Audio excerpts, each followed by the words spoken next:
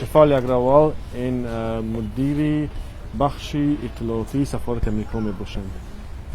خوب. السلام علیکم اشتراکچیانی محترم. رحمت. پیش از همه می‌خواستم منتداری خود را با تشکیلات جمعیتی اساتسیاتسیای نوبینویونی تاجیکستان بیان کنم. رحمت.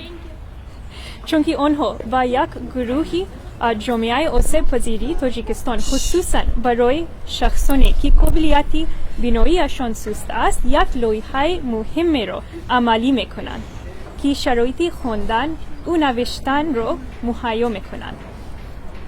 من باوری کامل دارم که پس از انجام لایحه حداقل 60 نفر اشتراکچیان طریق سیستمای بریل خواندن و نوشتن را یاد میگیرند.